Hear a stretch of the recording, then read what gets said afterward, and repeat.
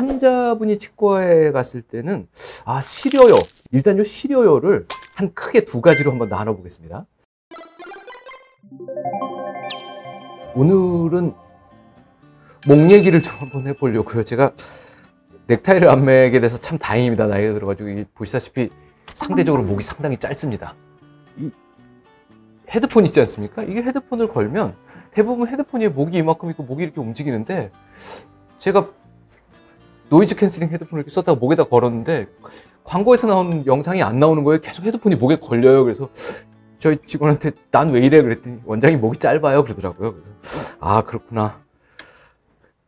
치아도 목이 있거든요. 치과에 가면 가장 많이 듣는 얘기 중 하나가 여기가 좀 파인 것 같아, 떼우고 가세요, 뿌리가 드러난 것 같아, 이런 얘기 정말 많이 듣습니다. 환자분이 치과에 갔을 때는 시려요 이러고 오시는 분들이 꽤 많고요. 일단 요 시려요를 한 크게 두 가지로 한번 나눠 보겠습니다. 첫 번째는 결국 시려요는 신경이라는 게 느낍니다.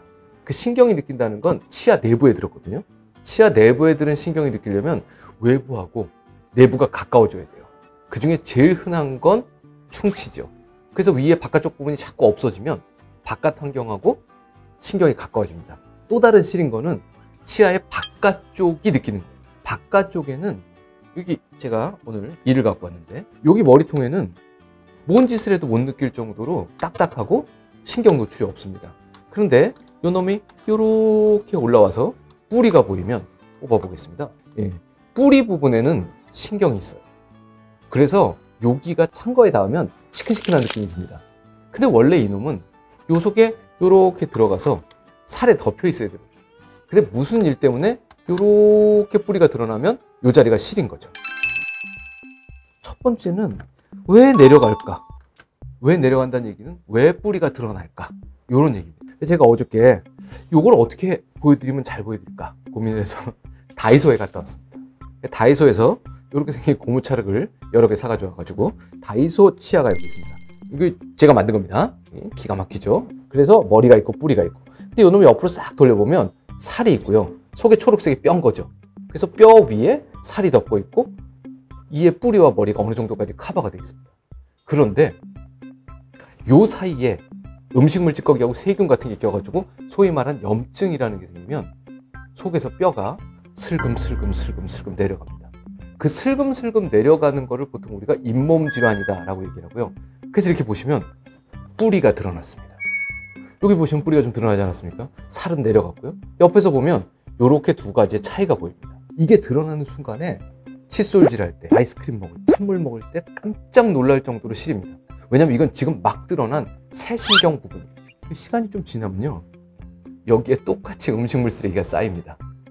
그러고는 깨끗한 잇몸과 뼈로 덮인 게 아니고 더러운 걸로 여기가 덮여요. 그럼 시린 게 또 없어져요. 그럼 또 모르고 삽니다. 그래도 또 몇 년 지나고 나면 또 새로운 게 또 나오겠죠? 그럼 또 시려요.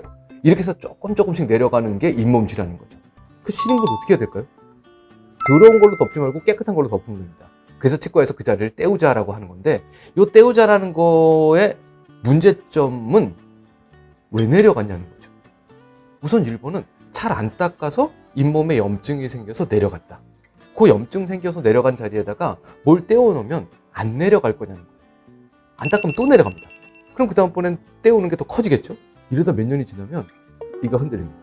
이게 옛날 말로는 풍치라고 그러는 겁니다.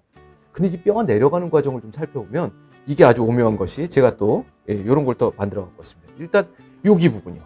여기 부분은 잇몸이 덮고 있고 뒤에 뼈가 있어요. 싹 돌려보면 여기 뼈가 있는 거죠, 초록색으로. 그런데 이렇게 보시면 잇몸 높이는 같아요. 그런데 뒤에는 뼈가 없습니다. 이게 무슨 얘기냐면 속에선 뼈가 녹고 있는데 여기서 볼 때 멀쩡한 거예요. 이 분홍색은 염증 때문에 부은 잇몸이에요. 그러니까 이렇게 잇몸이 부어 있을 땐 뼈가 녹는 걸 몰라요. 그랬다가 이 염증이 지나고 그러면 점점 살까지 녹아서 없어집니다. 그러고 나면 그때 잇몸이 내려갔구나, 내 이빨에 뿌리가 보인다, 이런 상황이 생기는 거죠. 그래서 결국은 이 중간 단계인 부은 잇몸이 있는 상태, 그 전에 치과에 와서 깨끗하게 스케일링도 받고 집에서 칫솔질도 열심히 하시고, 이래서 뼈가 내려가는 걸 막아야 되는 게 잇몸이 내려가서 이가 시린 걸 막는 첫 번째입니다. 근데 일단 내려갔어요. 내려가면 치과에서 떼어야겠습니다라고 얘기하면서 몇 가지 얘기를 합니다. 그 몇 가지 얘기는 안타깝게도 뭘로 때울까요? 이거 물어보는 거거든요. 그게 두 종류가 있어요. 레진으로 때울 거냐, 글래스 아이오노머로 때울 거냐. 그래서 보통 보험 되는 걸로 때울 거냐, 안 되는 걸로 때울 거냐, 이걸 주로 물어봐요. 네. 두 가지 재료의 물성적인 차이는 분명히 있습니다. 그리고 둘 다 충분히 좋은 재료예요. 그러니까 둘 중에 꼭 뭐를 써야 된다 하는 거를 사실 결정할 필요가 없을지도 모른다는 생각이에요. 이게 치과의사가 보기에 요 정도의 크기에 요 정도의 강도가 필요하고 또 하나는 이렇게 매끈하게 만들어줘야 되겠다. 사실 그래서 재료의 선택권이 치과의사한테 있어야 되는데 요즘은 이상하게 이게 치과 치료비라는 것 때문에 자꾸 환자한테 물어봐요. 어떻게 됐건 간에 두 가지 재료의 특성 차이는 분명히 있습니다. 뭐 예를 들면 레진 같은 경우는 훨씬 더 깨끗한 표면을 만들 수 있다는 거. 그 다음에 글래스 아이노머 같은 경우는 표면이 약간은 좀 거칠거칠할 수 있다는 거. 또 이쪽은 기계적으로 붙지만 글래스 아이노머는 치아하고 화학적으로 붙기 때문에 접착성이 더 좋을 수도 있다는 거. 뭐 이런 아주 미묘한 차이들이 좀 있습니다. 근데 이제 이게 내려가고 나면요, 뿌리가 드러나는데요. 이 머리하고 뿌리는요, 성분이 같아요. 뭐만 다르냐면 밀도만 다릅니다.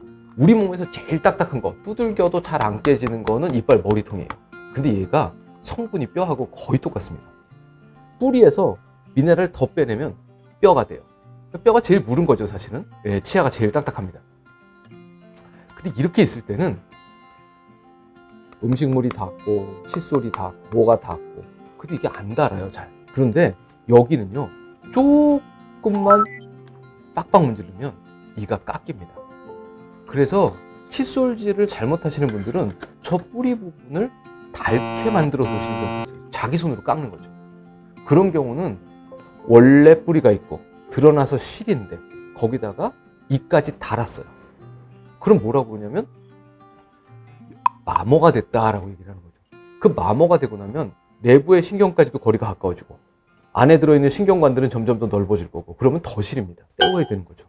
결국은 칫솔질을 깨끗하게 하셔서 관리할 수 있는 능력이 됐을 때 떼우시는 게 가장 그 떼운 재료가 오래가고 덜 시린 방법이죠. 근데 가끔 또 다른 얘기가 나와요. 요거는요, 이가 깨진 거예요. 이가 깨졌다는 건 우리가 누구한테 두들겨 맞아서 쪽이 똑 떨어지면 이게 깨졌다고 얘기하는 건데, 깨진 건 도대체 뭐냐는 거죠. 밀도가 다른 놈 두 개가 이렇게 붙어 있습니다. 그러면 이놈을 이렇게 흔들면, 이게 잘못하면 여기가 이렇게 움직이다 보면 이렇게 터져요. 이렇게 터지다 보면 여기서 이게 떨어져 나갑니다, 조각들이.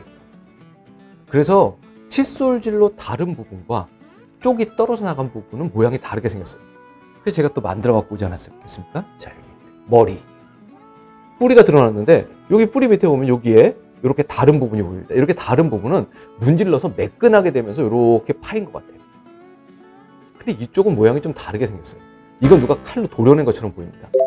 이쪽은 누가 도려낸 것처럼 보여요. 깨진 겁니다. 왜 깨지냐는 거죠.